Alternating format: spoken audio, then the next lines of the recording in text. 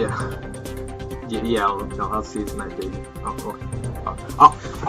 Welcome to Sad's low-budget, low-quality Saturday Night Live, where Sad, which is I, go over his political views in his mother's basement because of a cheapskate boss who can't afford to give him an actual office, desk, or even a nice camera at that matter. But that's besides the point. So, as you guys all know, the primary elections are coming up. Right now, we're seeing what is quite literally the chaos of American politics, the most important type of politics, with good and bad campaigning, arguments here and there with Democrats and Republicans, and most importantly, my favorite, debating. With me being the A-class reporter I am, my boss, Mr. Rooney, had told me to give him my take on the good and bad aspects of these nominees, and who I think will win the primaries. So to fulfill this report, I took time out of my busy life and did something better. I interviewed all of the potential Democrat and Republican nominees and had them answer some of my questions. So the first candidate I interviewed was my good old friend Jeb Bush. And let's just say, things didn't really go out as planned. Let's tune into that interview, shall we?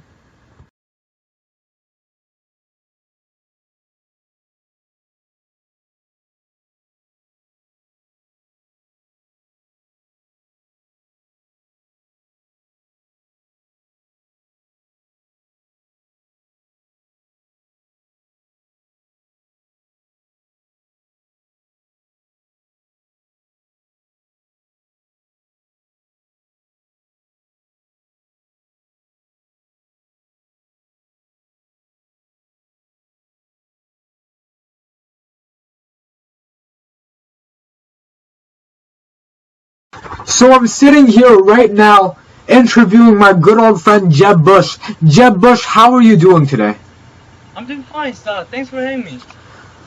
If any of you viewers did not know, me and Jeb go way back since the 2004 elections.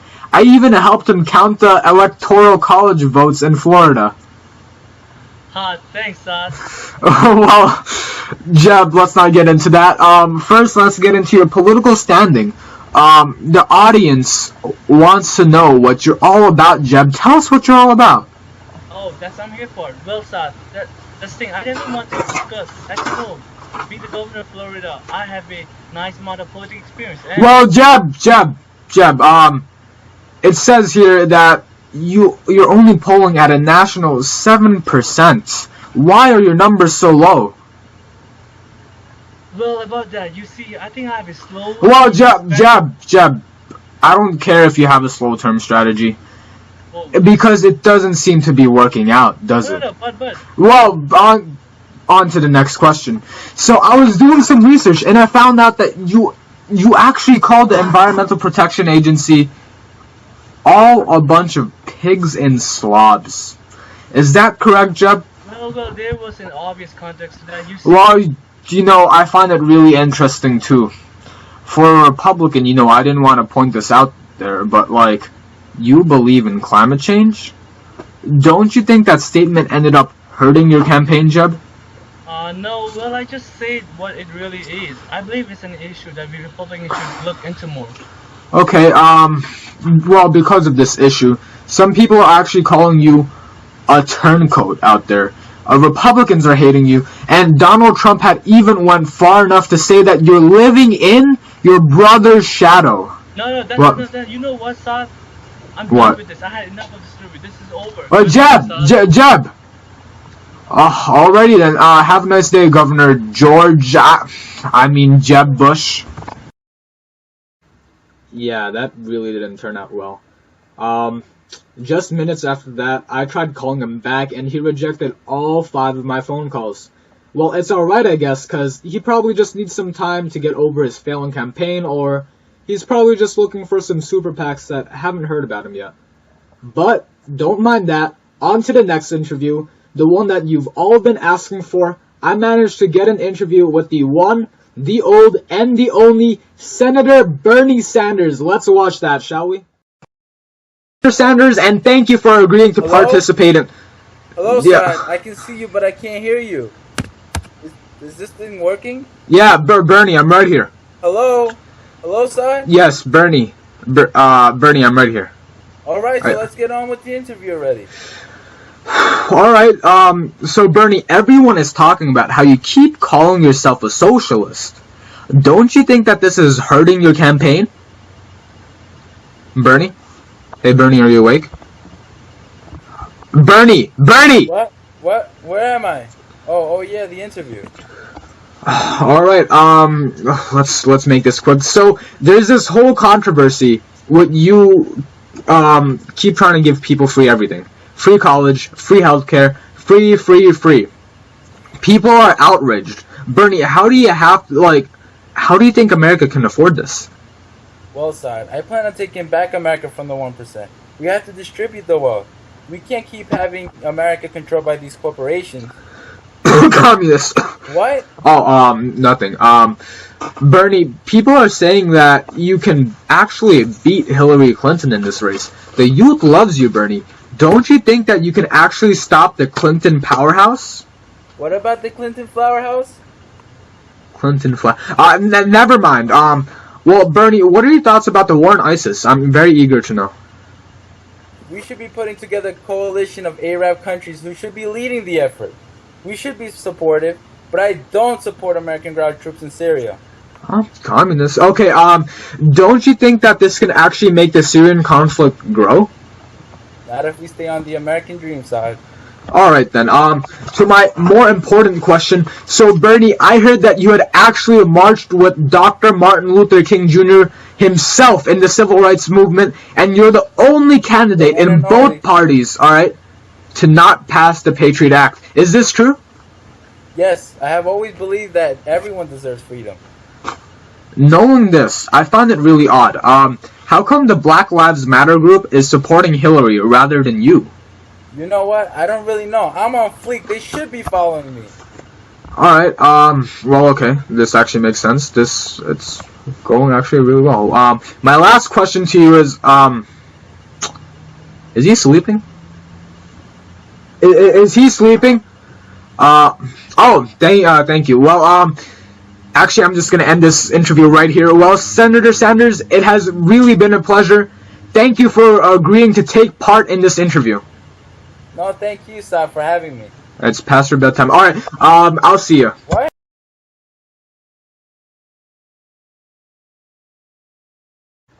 What an interesting person.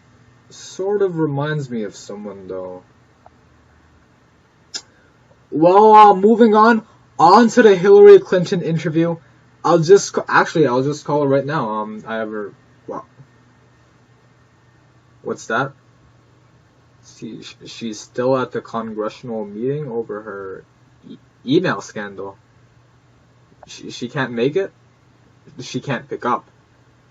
Well, then let's interview her husband, or he's too busy with who?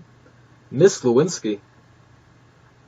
Alright then, I guess we'll save her for later. Well, moving on, we have my favorite presidential candidate on hold, Mr. Fix-It America himself, Donald Trump.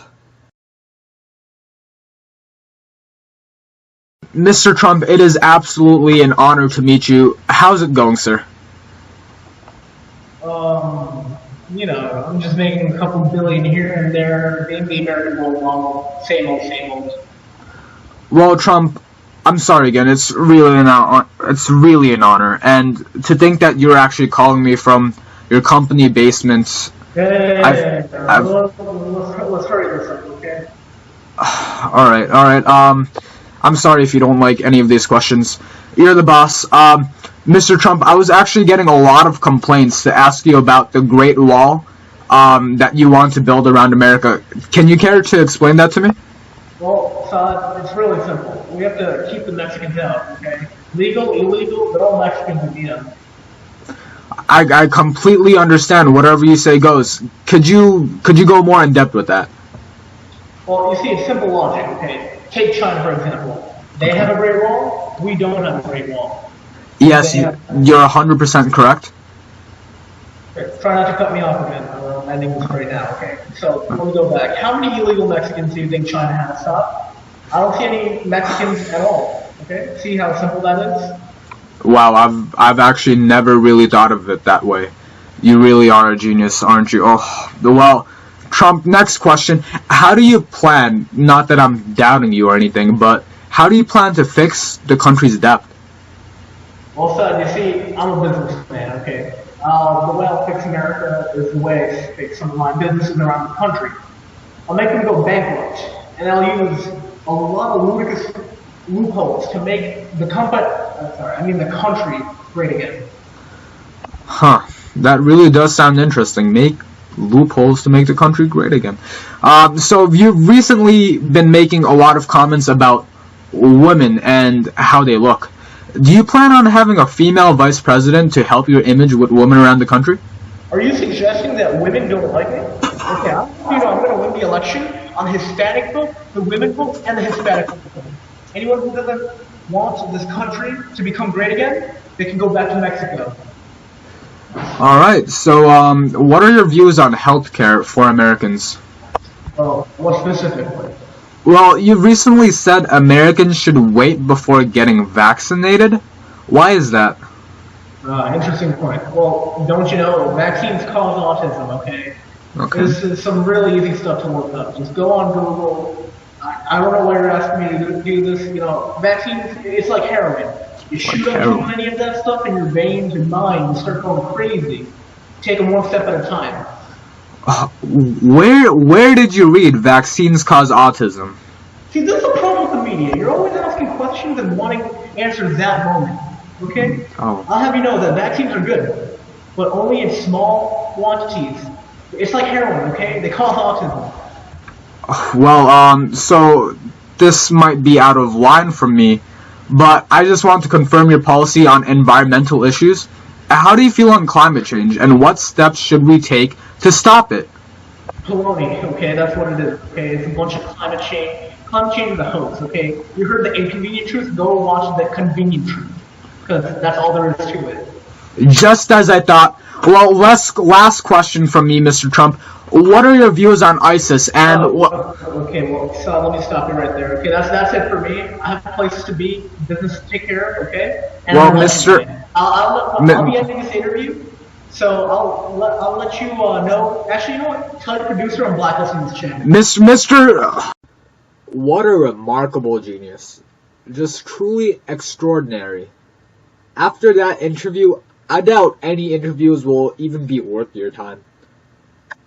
On with the show, I guess. You know what, since Marco Rubio wasn't answering any of my phone calls, I actually managed to speak with him after he was heading out on the Republican debate, and I managed to get some questions out of him. Let's watch that. Mr. Rubio, I have a question to ask you, Mr. Rubio. Sure. What is it you want to ask? Well, the audience wants to know, what are your views on fixing the American economy? Well, it's simple. Tax, increase, borrowing, and spending is not the way out of the recession. But Mr. Rubio, SNL wants to know, how do you plan on fixing the American economy if you can't pay for your own house mortgages? Mr. Rubio. I'm done answering questions. Have a nice day. Alright, but Mr. Rubio. I said enough. Alright, that's enough, sir. Mr. Rubio.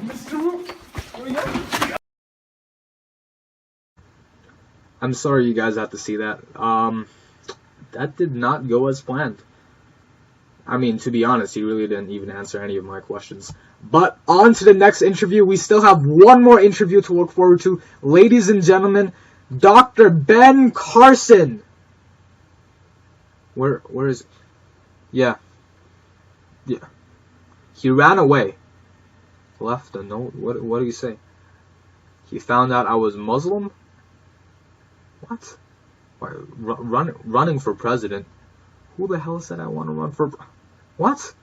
Oh, racist. Okay, ladies and gentlemen, change of plans. We are apparently not having an interview with Dr. Ben Carson. He probably has some campaigning work to do or something. But I guess it just makes it faster. I believe that with all these interviews, the presidential nominees for the Democratic and Republican Party will be on my website. There will be a link right about here, and tune in next week for Saad's Saturday Night Live. Get me out of this.